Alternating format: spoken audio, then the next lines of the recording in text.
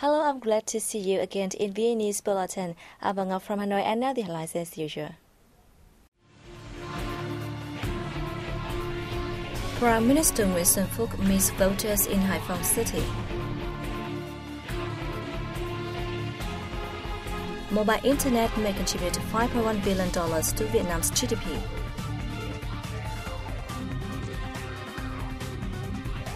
Exhibition features Agent Orange dioxin paint and easing efforts.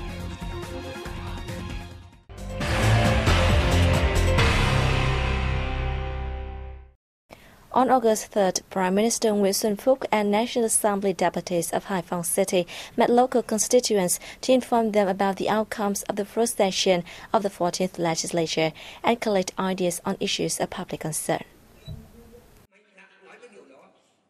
The voters raised petitions on a range of issues such as food safety, protection of water resources, environmental pollution, the fight against corruption and wastefulness, and the building of new-style rural areas. While acknowledging the constituents' ideas, Prime Minister Phúc stressed the need for Haiphong to protect the environment to maintain the living standards of locals as it boasts strong industrial economic development. Regarding the New Style Rural Area Building Program, the Prime Minister stated that the government gives high priority to and provides great resources for the program. He shared voters' worries about food safety and hygiene, confirming that the new 10-year government will pay special attention to combating unsafe and poor quality food. On another matter, the Prime Minister stressed that Sea Islands are the sacred and integral territorial part of the nation, and safeguarding the nation's sovereignty and territorial integrity is the responsibility of each Vietnamese citizen. He requested Haiphong City to continue increasing vigilance to protect the national sea and islands. Prime Minister Phúc also told the voters that the government is determined to fight against corruption and wastefulness. Deputy Prime Minister Trịnh Đình Dũng hosted a reception in Hanoi on August 3rd for Mr. Fadi Saiwan, Chairman and General Director for Highways of France's Vinci Group. Saiwan said his group wants to exchange experience, transfer highway management and operation technology, and develop new highway projects in Vietnam. Deputy Prime Minister Dũng hailed the group for expanding cooperation with Vietnam in highway investment.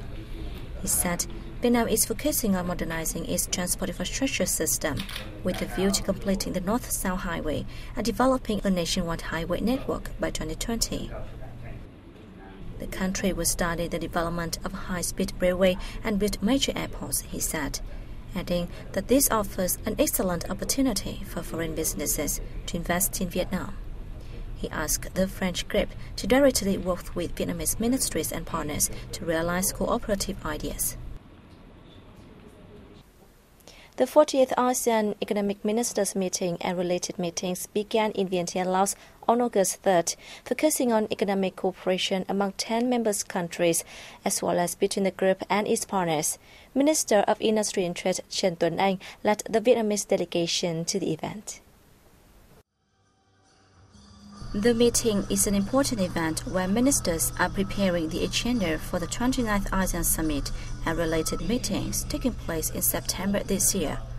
Opening the event, Laos Prime Minister Thongloun Sisoulith said that the establishment of the ASEAN Economic Community in 2015 was an historical milestone in ASEAN economic integration, making the association a competitive area with strong global integration. However, the AEC is just a starting point for the grouping's economic integration, he said, stressing that ASEAN should continue stepping forward by means of a specific strategy while fulfilling the AEC Blueprint 2025. During the annual event, ministers are scheduled to debate the issues and agreements reached at the 22nd ASEAN Economic Retreat in Chiang Mai, Thailand in March this year, while designing plans of action focusing on the 8 priorities of the ASEAN economic pillar. At the same time, the ministers also discussed criteria and orientations for the building of the AEC, as well as plan the direction to implement the AEC Blueprint 2025. As scheduled, a series of related meetings will be held in Vientiane from August 3rd to 6th. Vietnam and India have held the 8th political consultation session and the 5th Deputy Foreign Ministerial Strategic Dialogue in New Delhi. More details coming up next.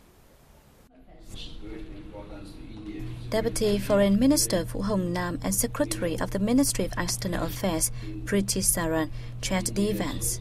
The two sides acknowledged positive strides in relations between India and Vietnam. They discussed propelling the strategic partnership forward and agreed to maintain sound defense security relations through information exchanges and technological transfers. They suggest measures to push two-way trade toward $15 billion in the future, such as considering the removal of trade barriers based on free trade agreements signed by the two countries. India agreed to make it easier for Vietnamese products like coffee, rubber, and cashew nut to India. Vietnamese and Indian businesses were encouraged to increase investment in the respective countries. The two sides agreed to enhance their partnership through preferential credit packages and capacity improvement within the bilateral cooperation framework and ASEAN-India collaboration.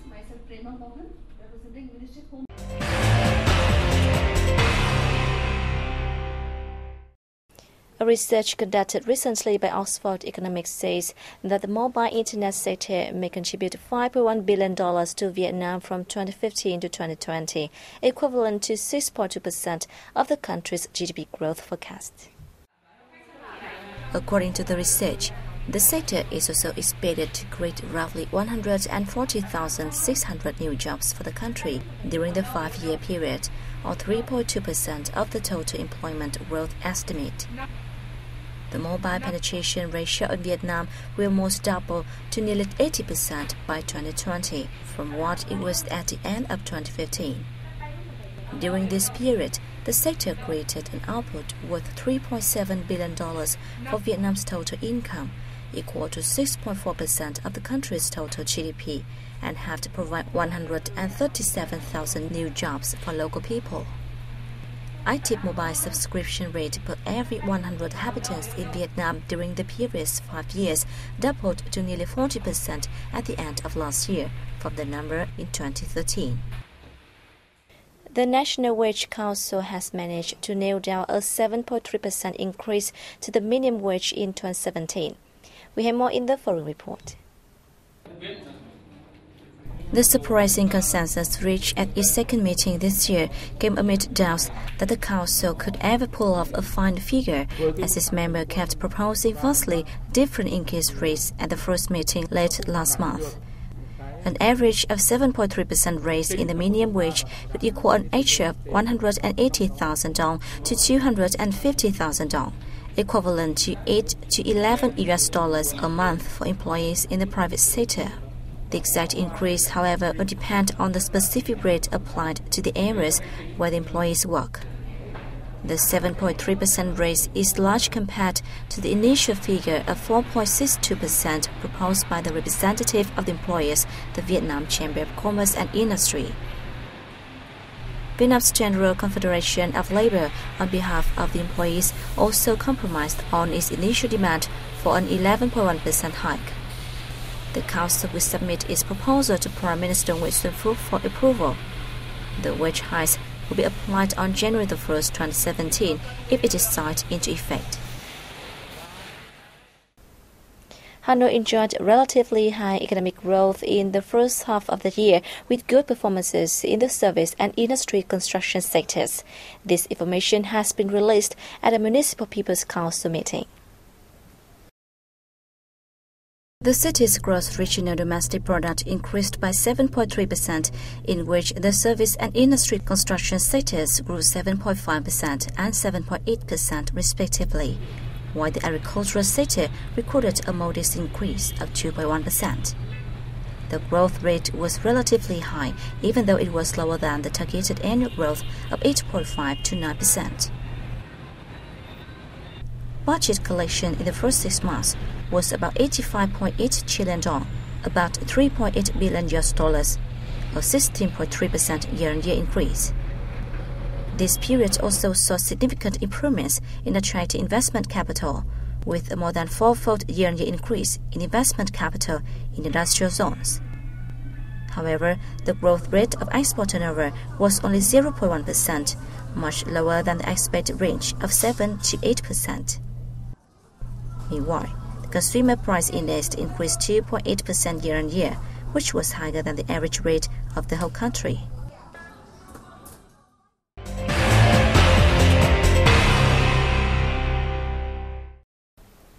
Stiffer penalties for more than 100 traffic violations take effect since the beginning of August, generating much public attention. More in the following report. Under a new government decree, drivers with alcohol levels exceeding 80 mg per 100 ml of blood or 0.4 mg per liter of breath will be fined 16 to 18 million Vietnam dong instead of 10 to 15 million Vietnam dong as previously. Those who speed, swerve their vehicles recklessly, or steer with their feet will incur a fine of 7 to 8 million Vietnam dong. Violators who fail to obey a police order to stop or those who cause traffic accidents will face a fine of 18 to 20 million Vietnam dong. The decree significantly increases the fine for those who use umbrellas, earphones or mobile phones while riding motorbikes or electric bikes from the current 60,000 80,000 Vietnam dong to 100,000 200,000 Vietnam dong. Those who use handheld phones when driving will be fined 600,000 to 800,000 Vietnam dong and have their driving licenses revoked for 1 or 3 months.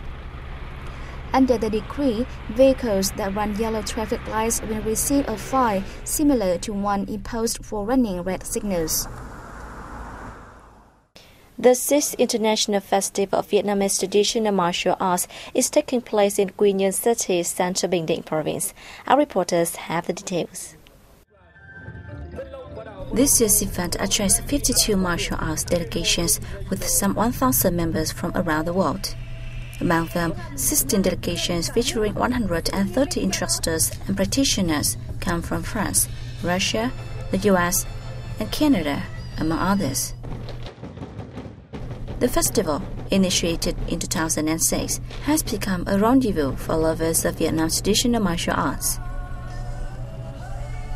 The sixth event continues to be an opportunity for domestic and foreign martial arts clubs to share experience in promoting Vietnam's traditional martial arts, which have been thriving in Bình Định Province. The festival will last to August 4th. An exhibition on the pain of Agent Orange dioxin in Vietnam and efforts to surmount the consequences kicked off at Vietnam Military History Museum in Hanoi on August 3rd. Now let's take a look.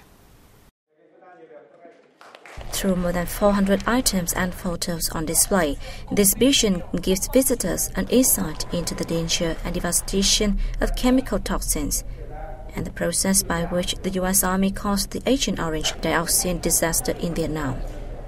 Many of the exhibits show Vietnam's efforts to address the consequences of Agent Orange dioxin, along with domestic and foreign support for the victims.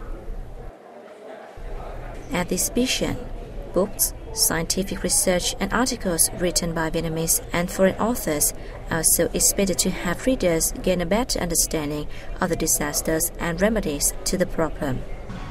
From 1961 to 1971, U.S. troops sprayed more than 80 million liters of herbicides, 44 million liters of which were Agent Orange, containing nearly 370 kilograms of dioxin over southern Vietnam. As a result, around 4.8 million Vietnamese were exposed to the toxic chemical. About 3 million of them are Agent Orange victims. While tens of thousands of people have died, millions of their descendants are living with deformities and diseases as a direct result of the chemical's effects. And that has wrapped up our news bulletin. Thanks for joining us and goodbye for now.